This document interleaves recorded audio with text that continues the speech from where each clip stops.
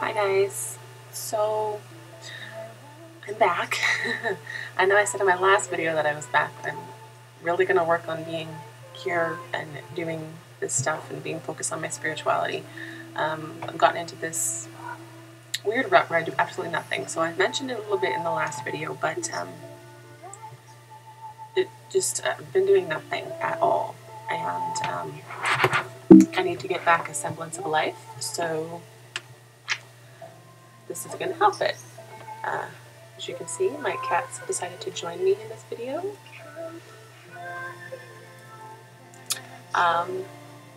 Yeah, and before you wonder if your camera is all weird or your screen is all weird, my hair is green. Okay? So far we've talked about, discovering your path and a couple of the tools and everything like that. And I've finished putting together my Book of Shadows, so I'm going to show you what it looks like. And then I'm going to give you an idea of how I'm going to lay out my Book of Shadows. Yeah, so that's pretty much what this video is going to be about. And yeah, so let's get started. So I ended up not dyeing any more pages, but there's room in here that I could always add more if I wanted to. But so it's done. Yay! Still a little bit cracky. In my other Book of Shadows, I went with a darker inside cover, as you can see, and it's kind of a lighter thing, and I wanted this one to be a little bit different in contrast. So I wanted it to look old and like it being well used and all that kind of stuff, but I also wanted it to have a pop of color, so that's why I did the paper bag color with the brown tea stained pages, that aged paper. And then went with the blue.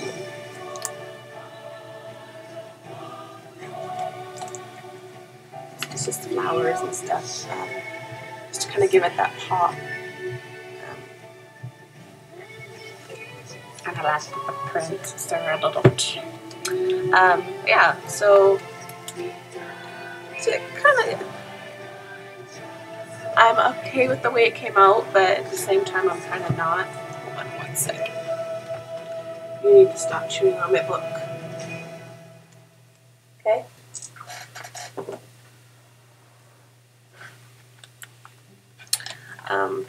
Yeah, let's turn this down a little bit and see if you can. So this is it.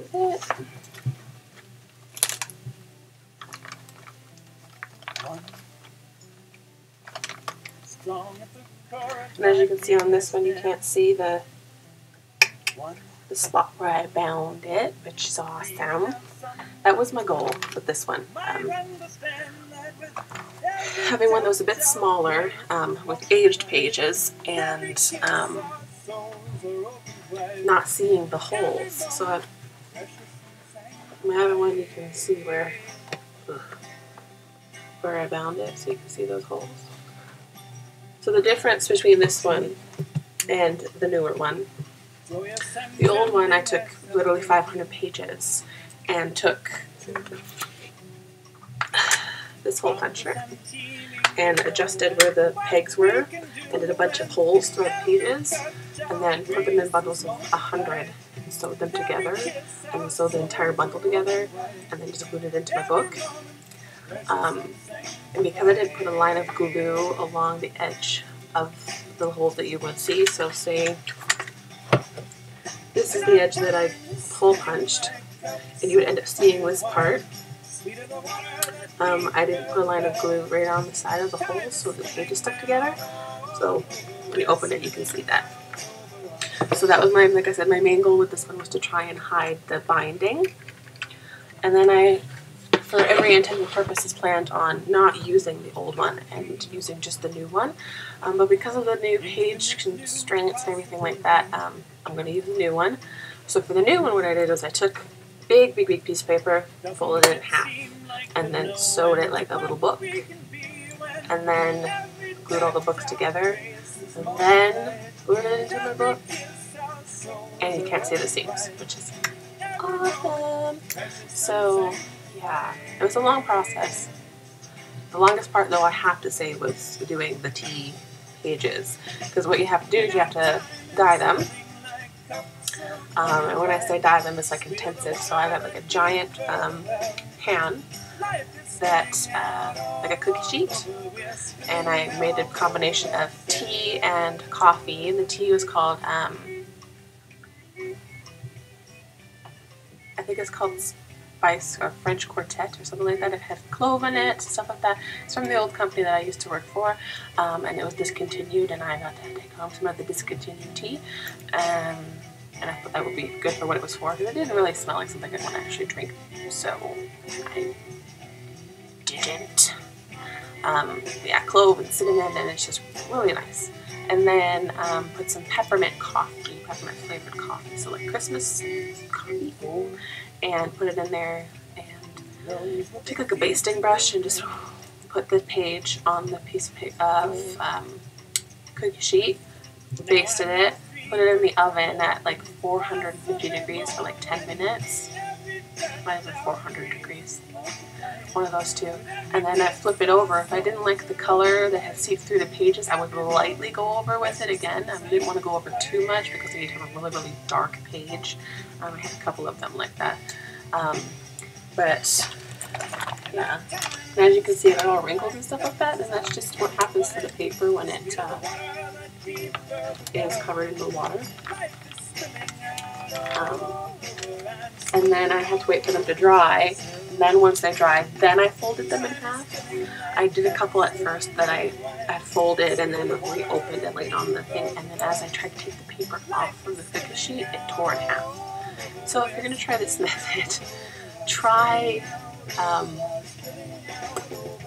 folding it in half after it's dried. And give it a good at least 5 hours before you try and fold it. I know it's probably going to feel dry after that, like way before that, but I would give it some time. Just a little bit, but I'd give it some time. And then it's pretty much just deciding how you want the outside of your book to look. So the base of mine is always cardboard. So you just measure out how big you want it.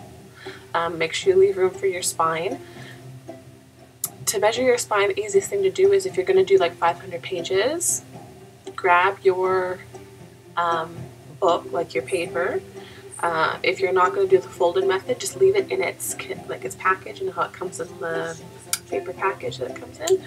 Leave it in that and just kind of measure it, like hold it up and measure it.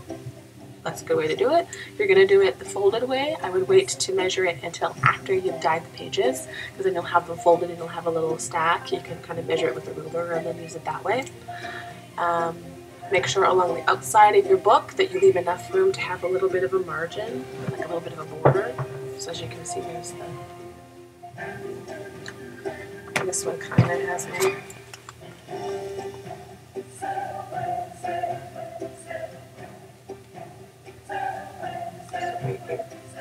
I would just do like maybe like a centimeter or a couple millimeters, just enough just to give it a little bit of a definition, really. And then what you need to do is you need to decide what you're going to use as your inside cover. So scrapbooking paper, you could do aged paper. That could have looked really cool with this as well, because then it would have just been aged paper here rather than scrapbooking paper.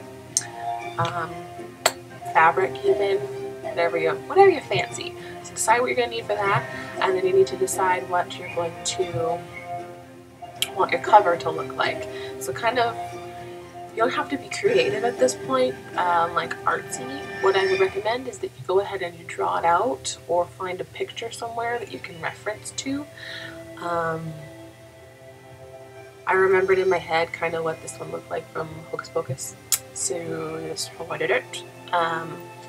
This one though, I just wanted just a plain, when I first did it, it was my first attempt at making a book, so I just did plain, nothing fancy.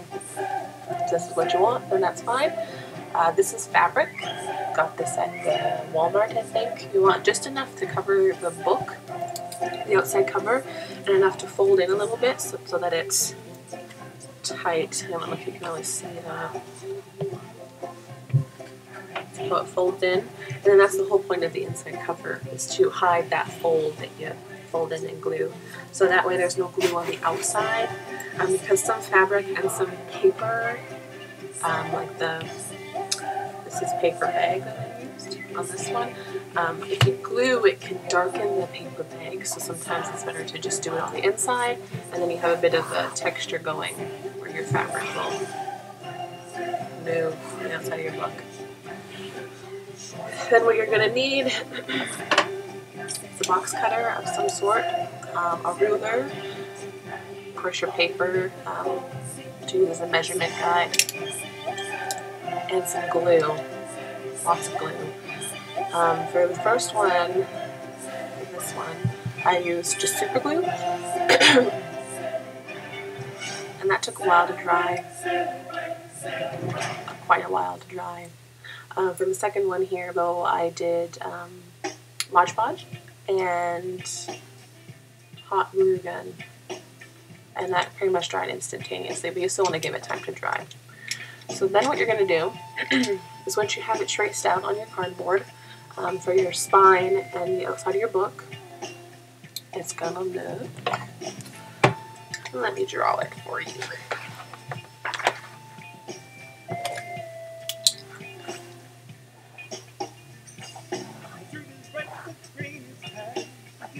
So say that's your big piece of cardboard, okay? Then what you're going to do is you're going to draw out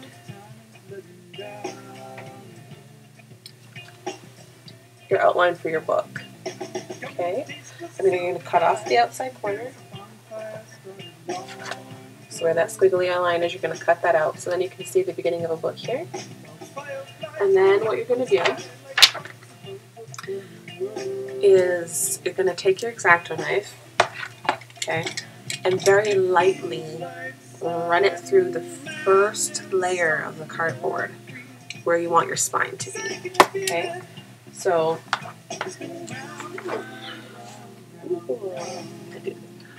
these two little lines here, okay, that's where you're going to do it. And what that does is it helps it to fold, okay? If you push too far, it's going to end up, you're going to have to do it again because it's going to slice right through the cardboard, okay?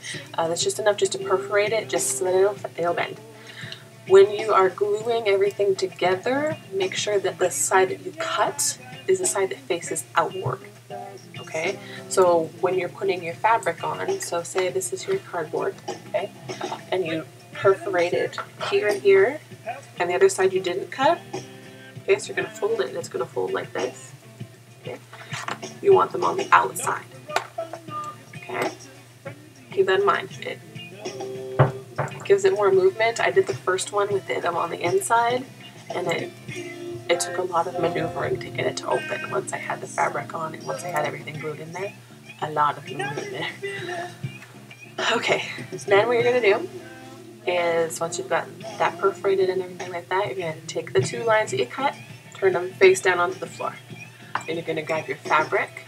You want the side that you want to see facing the floor. And you're going to put your piece of cardboard on top of that fabric. So you're going to see the negative side of the fabric and the inside of the book is what you'll see. Then pretty much all you got to do is you're just going to measure it out again. So you're going to measure maybe about an inch, half an inch wider than your cardboard. Cut it out and then fold it over and glue it, pretty much. So you're going to glue the top two sides first, that way it's pulled tight, and then what you're going to do is you're going to let it sit before you do the other two sides. So I would let it sit, depending on what type of glue you use, I would just judge it. If you touch it and it still feels kind of tacky, then leave it. Then you're going to fold the other two sides in, and then you should have a little folded crease. If you've ever done like Christmas wrapping. It should kind of look like that, but without the whole inside done. And then let it dry. Once it's about halfway dry, you're going to fold your book up. So for example, pretend that the pages aren't here and you have been dealing with a piece of cardboard that's open like this. You're going to fold it up and you're going to set it on the floor right here, so it sits up like this. And you're going to put something here and something here to keep it up so that it dries. And that way you know that the fabric doesn't fall off. So it kind of gives it a little bit of zero gravity here, like no gravity here. So that if gravity is going to cause it to fall off, this will be the time that it shows, and then you can see if you need to reglue it. Then you're going to go ahead and figure out how you're going to put your pages in your book. Both the same for these ones. Just put a bunch of glue along the spine. Just pushed it on and held it there. The only difference though was with the folded pages. I took another piece of paper that was smaller and kind of glued the bundle together so it was like a little bundle of paper, and then glued that into my page, into my book. But same principle. And then you're going to do the same thing of putting this up with the pages in it. Something here that puts pressure on the glue so that the pages will stick. Okay, and you want this to be fully dried before you do any next step. I would wait 24 hours. Keep checking it. If you need to, you can pour some more glue in there, all that kind of stuff. Just make sure it is dry before you do the next part. And the next part is the last part. So that's putting in your covers, front and back cover. So what you do, you just measure out your piece of paper. You can't get any scrapbooking paper that is this long that I found. So what you have to do is you have to get like 4 pieces that are identical, and then kind of match them up in a way that it kind of matches and flows. This one doesn't, but I got very lucky with the one in here, and it flows. So I was able to cut it in a way that it worked. So then you glue it to the inside of your cover, and then you glue it to the first page. Okay? If it doesn't completely match up with the page on the inside, don't worry, you can always trim it, make it a little bit smaller. It's not going to make much of a difference, you really won't notice it. And then what happens with the inside page, which is this one here, it gets really wrinkly and really whatever. Warped, I guess it would be, because of the glue that you've used to glue it in there. That is where I did my book blessing in this one.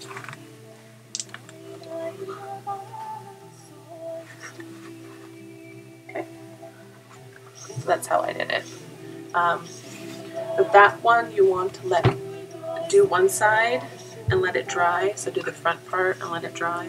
Because you want to have it open while it dries, but kind of sitting like this. It's hard to explain. You gotta have something like propping it open. So if it's sitting there, you want it to be sitting kind of like this, and something propping it open so that it can dry, it doesn't stick to each other. Once it's dry, then do the other side. Okay, and then you have a book. So at that point, it's pretty much just deciding what you're going to put in it. Okay, hope that made sense. I'm trying to keep this as just an explanation video. If that didn't make any sense, I can actually do a video. I'll just do it at a smaller scale because it does take a while, and I won't do it with aged paper. I'll just show you like the dimensions on how to fold the cardboard and where to glue the paper, that kind of stuff. But hopefully that made sense. If you go onto my Facebook, I'll post a link below. I have a witchy album that has pictures of the process I took to do this. And you can kind of see what I meant as to what I'm talking about, kind of thing. But yeah, so this is going to be a two-part video because I'm going to do another one. This video is getting 20 minutes long. That's going to explain what I have in my Book of Shadows. But yeah, so until that video, I bid you adieu. You have a great day. Yeah. Bye, guys.